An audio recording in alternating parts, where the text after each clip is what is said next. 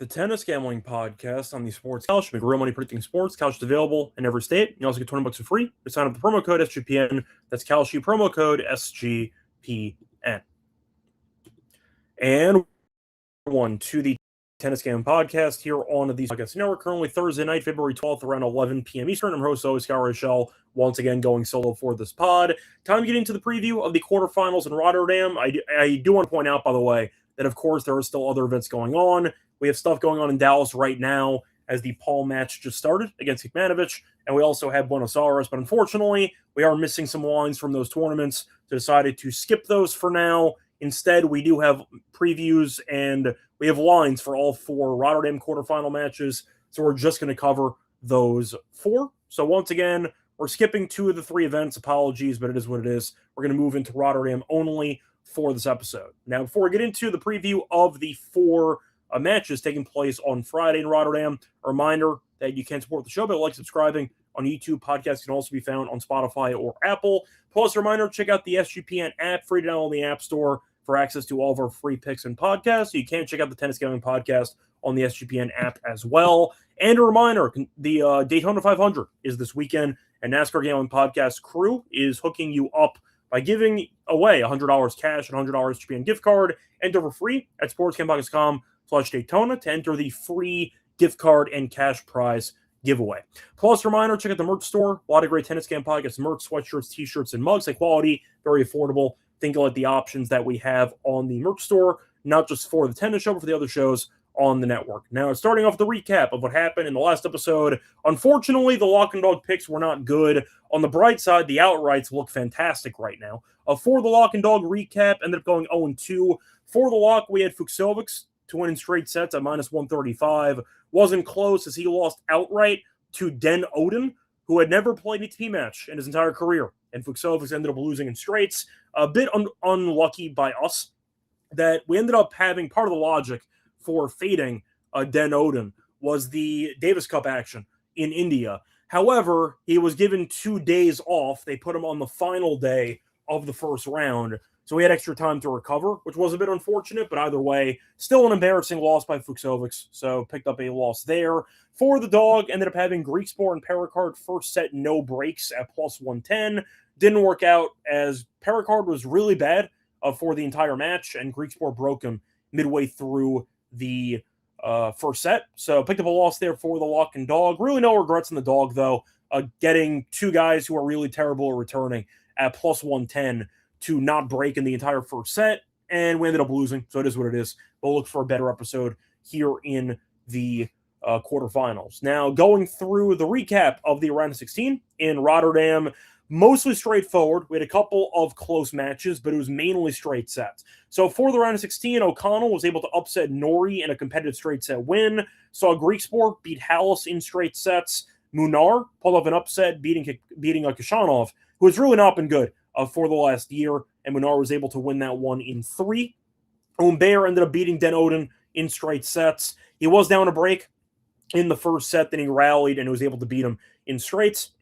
Dzanchel beat Tsitsipas in straight sets. Competitive, but Tsitsipas couldn't break. What else is new? And Dzanchel was able to win in straight sets. De Minaur, the two-time defending runner-up, is back in great form, beating Wawrinka in straight sets. Felix keeps rolling, ended up beating Medjedovic in straight sets. And Bublik survived a marathon against Hurkacz in the first round, and then survived a marathon against Struff in the second round. So Bublik survived again, and he was not exactly looking that great. Struff, we know historically, was pretty good against Bublik, but he found a way to survive as he was able to win 6-3 in the final set. So moving on to the outrights that we have for the event. I'll go for all of the events so far.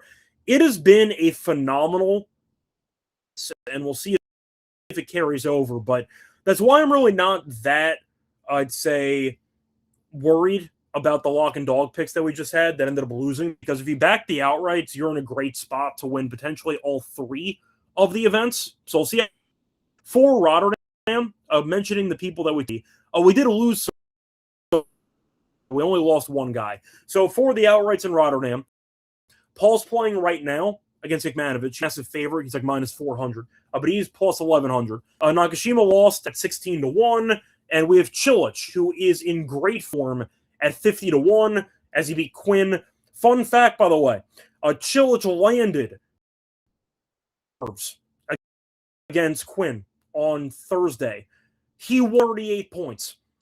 Any point where Cilic landed a first serve, he won the point. 38 of 38. That's how Cilic is playing right now. He is rolling, and he has a good match against Pennington Jones in the quarters. So Cilic at 50-1 is very, very live, and we feel great about it. So Cilic, once again, looks great. Hopefully keeps rolling. Congrats to him, by the way, separately for getting his 600th career ATP win. So nice job by him. But once again, 50-1 has a great chance of making a deep run, and we're into the quarters. So far in Rotterdam, going really well. Moving on to the other events here, looking at Dallas. So for Dallas, we have... Dallas, I went out of order. Dallas, we have Paul Nakashima, who ended up losing, and Cilic. So a good start there. For Buenos Aires, we have a couple of people who are still alive. In fact, Nakashima was the only outright we lost out of everybody we gave out. So far, so good. We have Baez at 650, who looked good against Buse today. And Darderi, who looked very good against Barrios Vera at 9-1. So once again, so far in good shape. We saw an upset. Fonseca ended up losing to Tabilo. So one of the two favorites are eliminated already. And we have Baez and Darderi, who look good. And they are definitely live to win it. So far, a good start to the event for us there. And last but not least, looking at the options for Rotterdam. For this one, we skipped Medvedev, and he lost to Humbert in the first round. So happy we ended up skipping him. For the outrights, we have Dimenauer at 275, and we have Felix at 650. So once again, we gave out a bunch of outright picks, and only one person has lost entering the quarterfinals. We have a 50-1 shot, who's still alive with Cilic. So far, a very, very good week for outrights, and hopefully we end up getting a couple of winners for the events. But can't complain. Been a very good start to the week for us and for the outrights, and we'll hopefully see some more results here over the next few days. But anyway, I think if there's anything else worth talking about here, looking at the matches that actually happened in some of the other events on Thursday. So Cilic ended up beating Quinn in straight sets. Pennington Jones beats Spaziri in a third set breaker. Shapo looks great, ended up beating Kovacevic in straight sets. Saw Shelton survive a marathon against Manarino as he ended up winning in 3. I mentioned what happened in Rotterdam already for Buenos Aires. No drama at all. Bunch of straight set wins. Darderi beat Barrios Vera in straight sets. Martinez beats Rondolo. Competitive, but still a straight set win. Baez beat Buse in straight sets. And Carabelli ended up beating Navone. He looked great in the entire match. He was up 6-2, 5-1.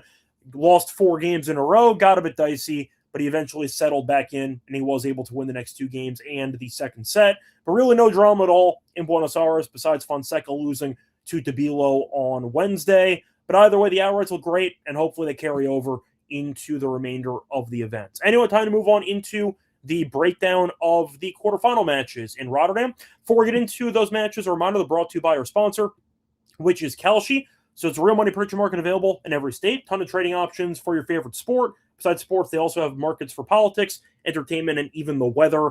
And besides all that stuff, you could also check out the new customer offer they have. So if you're new to Kalshi, get $20 for free when you sign up with the code SGPN. That's Kalshi, K-A-L-S-H-I, code SGPN, for free $20 to sign up at Kalshi. We're also brought to you by Rebet. So Rebet is the #1 social sportsbook and casino out there, available in 30 states, including Texas and California. Get in on the action with Rebet, and if you also sign up with the code SGPN, get a nice sign-up deal. Get 100% purchase match up to $100 with the code SGPN. That's Rebet, promo code SGPN. Welcome back, everyone, to the Tennis Game Podcast. Finished going through the recap of what happened in the round of 16. Time to move on into the preview of the quarterfinal matches in Rotterdam.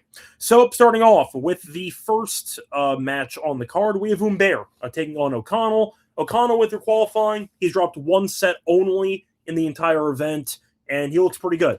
As for Humbert, he's had a pretty interesting draw so far, because he ended up beating Medvedev in the first round, and then he had a gift in the second round because Den Oden found a way to beat Fuchsovics. But either way, Humbert did win that one in straight sets. Now, O'Connell, to go through his actual competition so far, including qualifying, he ended up beating Sacco in straight sets, beat Gaston in straight sets, beat Royer in 3. He was actually up a break in the second set and then choked it, so he could have won that one in straight sets too, and then beat Nori in a competitive straight set win in the last round. For Humbert, once again, I will point out he did play yesterday, or I should say he played on Thursday, so he is playing back-to-back days.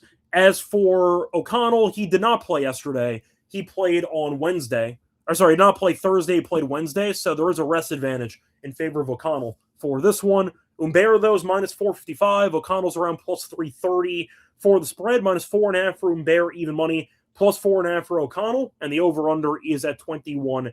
And for the head-to-head history, faced off 2 times before. Both meetings were on clay. One was in 2023. The other was in the French Open last year.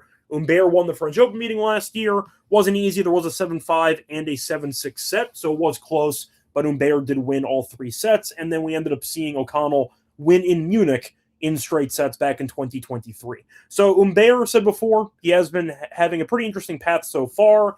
Difficult first match against Medvedev, then an easy match in the second round. We saw him against a couple of people in Montpellier, looking quite up and down. Beat Dzanchov, looked great, then lost to Manarino in 3, so a bit of an underwhelming showing there. Australian Open lost immediately to Shelton. We saw him make the final in Adelaide before losing to Makic, but the point is we know that Humbert is a good indoor hardcourt player. However, O'Connell does look competitive, and he has been quite sharp so far in this event. And the real question is, can O'Connell do enough to not embarrass himself out there since the spread is 4.5? I think he can. I think O'Connell can give Humbert problems. I think that Humbert, who's, by the way, 2-2 in his last 4 against guys with one-handed backhand, so keep that in mind. But the point is, I think that O'Connell can keep this somewhat respectable. I think Humbert should win, but I do think that O'Connell is going to be very competitive. I think he might force a breaker. Humbert's serve can be tricky at times. When the first serve's not falling, he can definitely be vulnerable, and I do think O'Connell can capitalize on what could be some openings in these return games. So I'm going to go for O'Connell, plus the 4.5. I think he can win a set. We have seen Humbert drop some sets recently. I believe Humbert's dropped at least 1 set in, I want to say 5 of his last 7. So he has been dropping sets kind of left and right. I think that O'Connell can do enough to keep this close. I'll go for O'Connell, plus the 4.5 games here. A straightforward 6-4, 6-4 win for Humbert. Still does not cover the spread.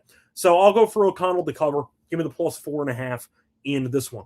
Moving on to the next match. Going to look at the matchup between de Minaur and Dzanchov. For this one, de Minaur is a massive favorite, minus 670. Dzanchov, home country guy, is plus 450. For the spread, it's also 4.5. And for the over-under, I see 20.5. Now for the head-to-head, de Minaur has been dominant as he is undefeated against Dzanchov. They have faced off 3 times in their careers. First time was in 2022. We saw de Minaur beat Dzanchov in 3 in the Davis Cup. Since then, Dzanchov has not won a set. Lost last year to de Minaur twice in straight sets, Aussie Open, and against de Minaur in Doha.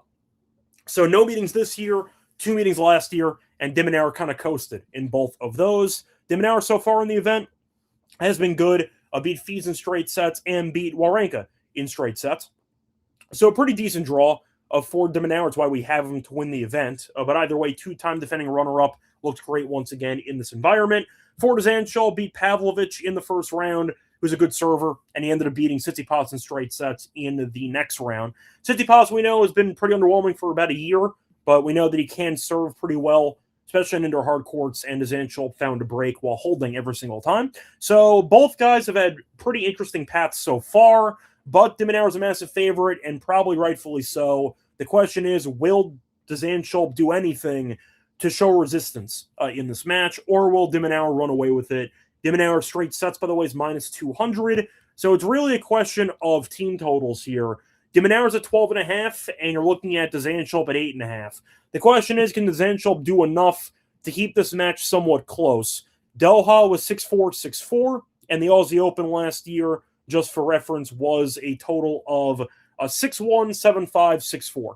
So Dzanchev's actually been close. So once again, he's only lost by 2 games in each of the last 4 sets. So he has been somewhat close. It's kind of a carbon copy of what I said for the last match we talked about. I can see a 6-4, 6-4 in this one. I think that you're looking at de Minaur, whose serve we know can be shaky at times. Dzanchov has some firepower. maybe he can find a break. But 4.5 does feel pretty large. The crowd will be very behind Zanschulp, and we have seen him look sharp with the crowd behind him so far in this event. There's also a chance Zanschulp serves well, and de Minaur maybe struggles to find a break. I'll take the games. I think that 4.5 is a few too many. We saw de Minaur have a bit of a struggle in the first set against Fees in the first round. He has struggled a bit against Wawrinka in the first set as well. Then he ran away with the thing afterwards. But the point is, he has been vulnerable early in matches, and Zanschulp has been a bit feisty, especially in this home environment. I don't mind Zanschulp plus the games. I don't mind Zanschulp maybe to even steal the first set. But I do think Zanschulp will keep this match close. I don't think he wins. I think de Minaur ends up winning. But either way, I'll go for the dog here plus the games. I think it could be close. Maybe if you want to argue for the over in games, I don't hate that either. That is around 20.5. I can get behind that. I'll go for the over in this match as well. Moving on to the next matchup. Going to look at the matchup between Griekspoor and Felix. Now, for this one, Felix is a decent favorite, minus 286. Griekspoor is around plus 220. For the over-under, I see 22.5 games. Actually, I see 23.5 at around plus 102. 22.5 on the over is about minus 140. So once again, chop around depending on what number you actually like. For the spread, I see 3.5 for Felix at plus 114. I see plus 3.5 for Griekspoor at around minus 150. If you want to go for 2.5, Felix is minus 157. So once again, somewhere in the middle. Felix in straight sets is around even money. Griekspoor to win a set is around minus 130. Tiebreak in the match is minus 132. I see no tie breaks at plus 102. For the team total, I see Griekspoor around 11.5, and I see Felix around 12.5 juiced or 13.5 at plus money. Now, for the head-to-head, we have seen a bit of mixed results so far. 2 career meetings faced off last year in Mallorca, and Griekspoor ended up beating Felix in straight sets en route to winning the title, actually. So Griekspoor is the most recent winner. Faced off before that in 2022 and 2018, so pretty dated. But either way, we saw Felix beat Griekspoor on grass in Den Bosch in 2022, and we saw Felix beat Griekspoor in U.S. Open qualifying back in 2018 in straight sets, which doesn't matter, but that's technically the only hardcore meeting between the two of them. Now, for Felix, he's been great. I mean, we took him to win the event. He just won Montpellier. He has not dropped a set here either, beating Popyrin and beating Medjedovic. So he has been great so far in this event. He has not been broken yet, so the serve has been moving very well. As for Griekspoor, he's been serving well as well, but we know he's been bad to start the season. Ended up beating Carreño Busta in the first round of Montpellier, then lost to Drogat in straight sets while not forcing a break point. Showed up here, ended up beating Perricard and beat Hallis in straight sets. Now, I am aware Perricard and Hallis are not very good, so Griekspoor's resume is not overly impressive. Felix, I mean, Medjedovic can be tricky on their hard courts, but he is a bit of a head case, and Popyrin's been terrible for about 8 months. So both players have slightly underwhelming paths to the spot right here in the quarterfinals. However, I think it should be somewhat close, actually. I am going to go Felix to win. I can't pick against him. He's been too good on hard court, especially indoors. He's the indoor hard court king. It's why we backed him last week in Montpellier to win. It's why we backed him to win here in Rotterdam. I think he'll end up winning. Tricky. I think Felix could potentially struggle to find a lot of breaks against Griekspoor, who can be tricky to break when he does come forward. He hits his spots on serve in general. I think that his variety and his willingness to short points should actually hurt Felix. Mind a potential over in this one, total over. I found a 12. I think that's appealing.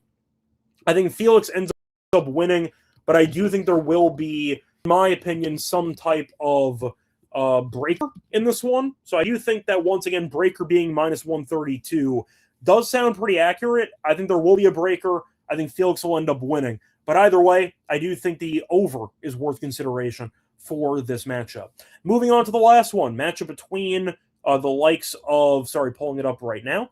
The last one is going to be between Munar and Bublik. Decent amount of money coming in on Bublik, on Munar. I saw Bublik went from like minus 240 to minus 190, but he's minus 190 now. I see Munar around plus 155. For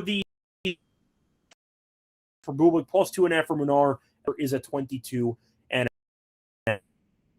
Munar is actually undefeated against Bublik. A reminder, they played in Wimbledon last year, And we saw Bublik lose in the first round to Munar in 5. Fun match. Munar got the job done, was down 2-1, won the breaker in the 4th set, and then Bublik no-showed the 5th set. But either way, a point is Munar is the most recent winner, as he was able to win on Wimbledon. Now, for the path so far, Bublik has fine. He's been surviving. I would say that he's been streamed it, though, if you've been watching the matches. Hurkacz served for the match in the 2nd set, blew it. He double faulted 3 times in one game, and then Bublik came back and won the breaker. Then he won the 3rd set, so he probably should have lost already, but he was given a second. For Struff, he looked good against Grenier, and he was good against Bublik. But we know Struff recently, over the last year or two, has not been great. He played very well in the match on Thursday, but Bublik is the better player. It's why he's top 10 in the world. So I do think Bublik, despite making the quarters, has not been overly impressive. Munar ended up beating Budkov, and he ended up beating Kashanov in 3 sets on Thursday. So I do think that Bublik's path is trickier. Hurkacz, but I do think that Munar can actually make this frustrating for Bublik. Bublik's serve has not been that. He's been getting broken recently. I know Munar's serve isn't that great, but I think it is pretty telling. The line dropped about 40 cents from opening post. So for me, I think the value is actually on Munar. I think it's pretty telling when the line drops 40 cents on the favorite. I think you're looking at a spot where Munar is actually live to win this. I think it goes 3, so I don't see it being easy by any means. But if you want to go for Munar to win in regular fashion, plus 155 is a good deal. If you want the over, that's at 22.5. The game spread's at 2.5. Munar and Bublik are both minus 110. Go for Munar to, you can find that at plus 420. So once again, a couple of options, but surviving, not really thriving, looks objectively solid in the event. And the line movement does scare me off of Bublik a bit. I'll go for an upset. I'll go for Munar to get the job done here in this matchup. Anyways, going to wrap it up for the quarterfinals in Rotterdam. Time to move on into the lock and dog picks. Before we get into the lock and dog, a reminder that we are brought to you by our sponsor, which is, of course, Underdog Fantasy. So if you want to play their pick'em entries, chance to win 5,000 times your entry. Also a good offer to customers. Play just $5. It's $75 bonus funds. You sign up the promo code SGPN. We're also brought to you by Rhythm. They've been great for college and the NBA with their picks. They're on a serious heater, and make sure to sign up to get, once again,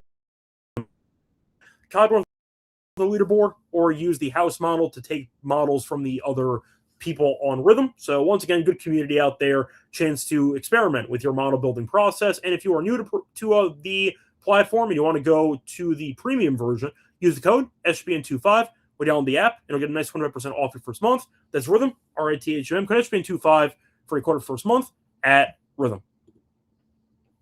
Welcome back.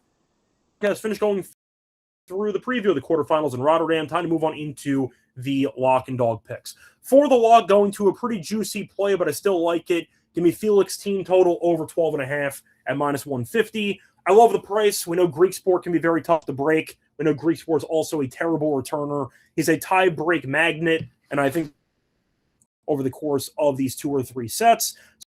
So Felix has faced off against he's faced off against Greek Sport 3 times before. He has gone over this team total in 2 of the 3 career meetings. On top of that, Felix has had a couple of long sets. There has been a 7-5 or a 7-6 set in 3 of his last 4. A reminder, the one exception was the last match against Medjedovic on Thursday, but Felix did have to come back from 40-love down in the 4-4 service game for Medjedovic to get the break. So once again, the one exception was Medjedovic being 1 point away from forcing most likely a 7-5 or a 7-6.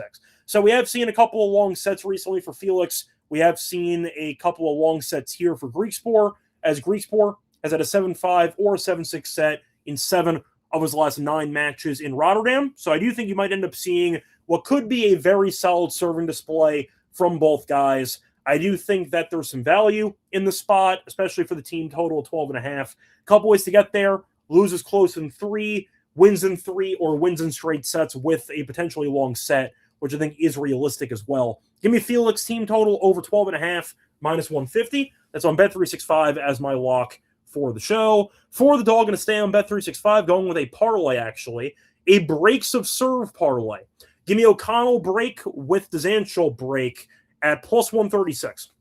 There's a couple reasons why we're going to take this. First reason, Humbert has been getting broken lately. He hasn't broken at least one time in 6 of his last 7 matches, so the serve has not really been that dominant lately, and I think that O'Connell can have success, especially with the head-to-head meetings, because O'Connell has recorded at least 2 breaks in each of the 2 career meetings, so we have seen Humbert struggle a bit defending his serve with O'Connell returning, and I think that 1 break is very reasonable at this price of about minus 175. So I'll go for that as my, once again, first leg. Second leg is going to be de Minaur to get broken at one point. That was around minus 200. So de Minaur has been broken at least 1 time in 5 of his last 6 matches, and we have seen de Zandschulp look good in some return games against de Minaur in the head-to-head. He has broken at least 1 time in 2 of his last 3 matches against de Minaur. So the point is, you're looking at 2 guys who I understand why they're dogs. However, I think they can definitely break serve at least once.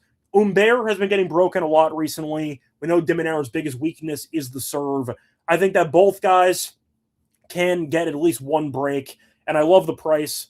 Once again, 1 break each, I think, is a very, very good deal for these prices. I'll take the dog at plus 136. So once again, the lock and dog pick for the show. The lock's going to be on Felix, team total over 12.5 at minus 150 against Greek Sport. For the dog, give me a parlay, a breaks of serve parlay.